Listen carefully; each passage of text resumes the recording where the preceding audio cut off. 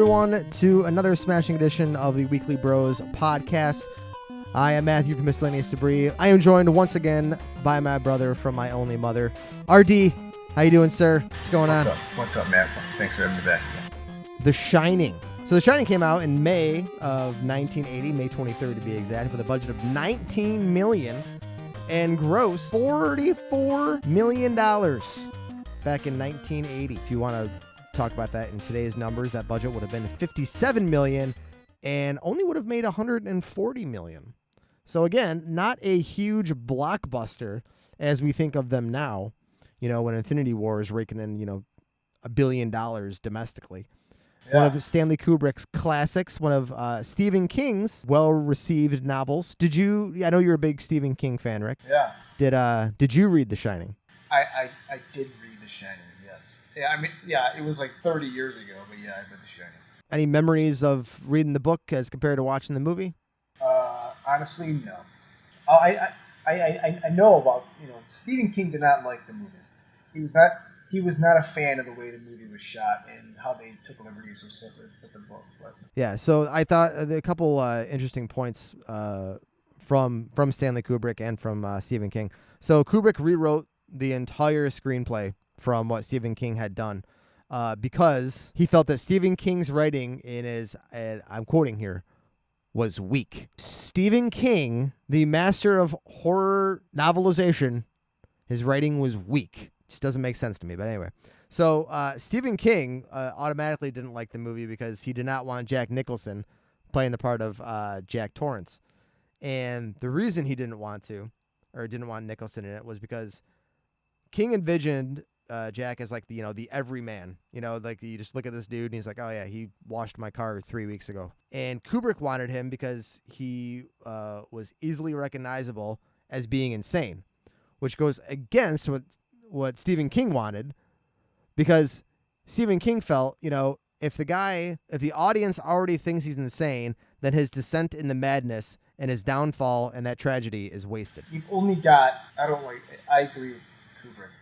Well, if you think about it like this, you've only got a certain amount of time to explain how he goes from, being normal, everyday guy to crazy fucking homicidal maniac. It's easier to do that in a book than it is on screen. So you've already simply, yeah. He also didn't like the fact they changed the room number. He didn't like a whole bunch of shit with the film, And trust me, I'm the biggest Stephen King fan. You're never gonna find a bigger fan than me. But right now, I can't remember shit about his books. I read them so long ago, but I loved them all when I did read them. I just feel like, as much as he's given liberties to other directors with other projects that they've done together, like if you watch like the Tommy Knockers or the Stand or even the latest Dark Tower or anything, that his take on the story on the book was the book. He was always going to be supportive of anybody else that want to try to take his vision and make it their own vision. And as long as they keep him in the process and he gets his approval, they were going to let him do whatever they wanted to do. Why he had a problem with Kubrick and The Shining, I've got no idea. If I remember correctly, that was not his first book that was made into a movie. I think Carrie came out before that. I'm not positive on that, though. So I think it may have just been Kubrick. But I'm not really sure. Well, free lesson here. The reason the room number was changed, I know why, to 320 or 237. The room number in the book was the room number that King and his wife stayed in at the hotel. The hotel, when they got the story, they didn't want people to not stay in that room, so they changed the room number. Another couple interesting things about the film. The child, Danny Lloyd, that was in the film. He was 5 years old when he made the film. They shot all of the horror elements around him, not with him. So the kid didn't even know he was in a horror movie until he saw the movie when he was 16 years old. Well, it also took him like 5 years to make that movie. You know that, right? From I think all the way through, from production and from pre-production shooting and post-production. But I don't know how much that was filming. I'm not really sure, but I'm sure Danny would have. What's his name? Danny Lloyd. I'm sure he grew up in that time. and you're that age, you just can't. I don't know. I'm sure all these scenes were shot fast because I know, Kubrick's a very meticulous director. That one scene with Shelley Duvall and Jack going up the stairs, and she's swinging the axe. That was like 77 takes. That was shot 127 times. Okay. Before he started finally calling it cut. Unbelievable. Oh, and the other thing is that the movie was shot in chronological order.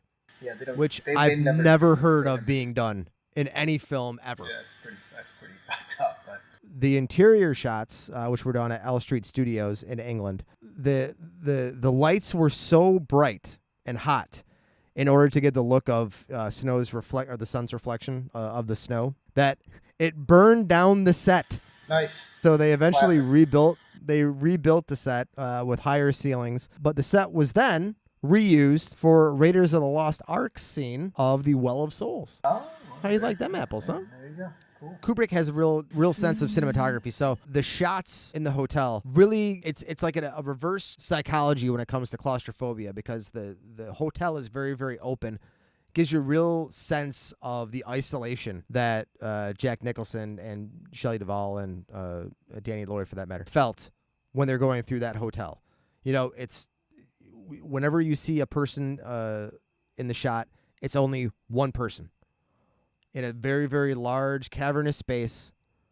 So you feel with that character, the sense of being alone. And it feels like claustrophobia, but it's not really claustrophobia. Does that make sense? Well, yeah. It's a real sense of isolation. Yeah, well, that's the whole point, right? And I think that's the whole point of getting that vision out there. I mean, you want the people to try to feel the way these people are feeling. Yeah, So the creepiest thing for me was fucking the kid talking to his finger. To me, that was the creepiest thing in the whole damn movie. Like, I mean, to me, that's like screaming possessed. I found Jack to be a complete asshole from the very beginning of the film. So did I. I think he's a complete dick from the very beginning. So it was very hard for me to feel bad for him when he was going insane. Like I felt more for the family, which, I mean, obviously that's what you're supposed to think, but like, to be able to try and put yourself into his shoes and to kind of sort of feel empathy for the guy for going insane, but like, he's just a complete asshole throughout the entire fucking movie. Like, I mean, I agree. From the first time you see him until the last shot of him, like, lost in the maze, like, he's a dick. Yeah. Yeah, I agree. And when I was first watching, I'm like, oh, that's just how Jack Nicholson acts. I mean, it's just how he's coming across, and it's just Jack. But then as the movie progresses, I'm like, no, he's actually written this way to be a dickhead. Yeah. And so I just thought that was an interesting little thing. Yeah, I was never scared watching the film. It was more of an uneasy feeling. Yeah, it was definitely an uneasy feeling. But to me, like, I remember when I was texting when I was watching it, I'm like, make sure you watch it at night before you go to bed. How were you on the ending? I hated it. Because I'm still kind of 50-50 on the thing. I like it. I liked it in the sense that, it was sudden and definitive. But I don't like it because it's fucking dumb. It's the dumbest ending to a movie I've ever seen in my, like, I mean, and I've seen Gummo, and that movie's terrible. And I thought that this movie, the ending was just like, it's, he's running through the labyrinth, and all of a sudden, quick shot, and you show him frozen and dead. It's like, really? Like that, I mean, don't get me wrong, I'm glad everybody's okay, but man, that was weak. Yeah. No, I was not. The ending's cheesy. But it's like a lot of good Stephen King books. Like, they just don't turn out well on film. And I don't know. Maybe it's a director's vision, but I don't know. The book was. Have you ever seen a Stephen King adapted movie that you've liked? Yeah, Needful Things. I like that one. What else? That was a good one. Okay, all right, bad question. All right, yeah, forget I asked that question. Getting back to the Shining, the very last thing that we see in The Shining is the picture of all the employees. No, it's from like 1925. Yeah, it's a ballroom picture, and it's got Jack Nicholson in it. Yes. So do you understand what's going on there? Kubrick explained it as it symbolizes Jack as a reincarnation of the former guest caretaker, and that he's becoming part of the hotel. Right. And I get that to a certain extent. I can suspend my disbelief, but it's one of those I just don't buy it, and it kind of put me off from really enjoying the end of the film. I didn't like that, and I didn't think that it really did anything for the story. But I'm sure. I don't know. I think it. What do you think? No, I think it's fine. Why not? I like it. I like the fact that I don't like his explanation, but I just think the fact if you see a picture there, it says 1925 or 27, whatever the date was. It's a picture of Jack there, in a ballroom party. Like, it makes the reader or the viewer decide what's the connection, what's going on here. I like that. I don't like other stuff. Who cares? The creepiest part for me in the film was the old lady in the bathtub. When the old lady popped out of the bathtub and started chasing him out of the bathroom, that was the okay. She wasn't. That was the scary part of the film. She wasn't creepy old lady until he started making out with her. Yeah, no, I know. Still. I know what you're saying. Yeah, I get you. But the other thing is that Kubrick explains that all the ghosts that Jack Nicholson was talking to throughout the film, they were all real. They're not just in Jack's head. No, the place is haunted. I understand that. However, the way that he's portrayed as going into the depths of madness, you can infer that he's talking to himself. He's seeing these hallucinations. But when you hear the director say they're actually real people, they're physical beings, you can reach out and touch them. I thought that was an interesting twist to put into the film, because it's not just psychological. It's not just him going into the depths of madness. It's actual tangible things that you can reach out and touch, kind of thing.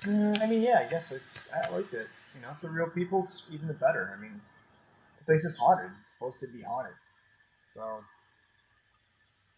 it's a creepy ass fucking place too. I thought the creepiest thing was the damn cook. You got the shine bola. He's like talking. Come on, Doc. I hate the kid's nickname, by the way, Doc. How did you know his name is Doc? I don't remember telling you that. Oh, I mean, like that would be a very poignant that would be a very poignant moment in the film if the line was not delivered by the worst actress that I've ever seen grace the silver screen. We haven't talked about Shelly Duvall at all, and I don't want to rip on her because I think she had some problems later in life, but her performance, and I want to talk about this a little bit.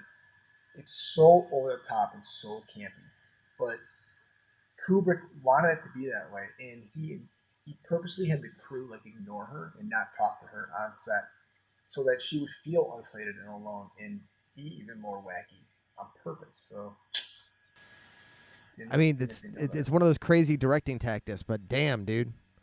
Yeah, I mean, she just seemed weird as shit, anyways. Yeah, I didn't like her. I mean, her best performance is what in Suburban Commando. Suburban Commando, what the? Hulk Hogan, Christopher Lloyd. Dude, I haven't heard of that movie in 30 years. Good Lord. There's a reason. There's a reason for that. There's a very good reason for that. I understand that. Oh man. But yeah. So overall, out of 5 stars or 10 bros, what would you give it? 5 stars and 10 bros. It's watching it. Take out the acting of Shelly Duvall, and I really think it's just at the time it got kind of panned, right? Like people didn't find it very scary. They didn't like Shelly Duvall. They didn't like the directing. But that was back in 1980. Fast forward 10, 15, 20, 30 for us. It's a classic.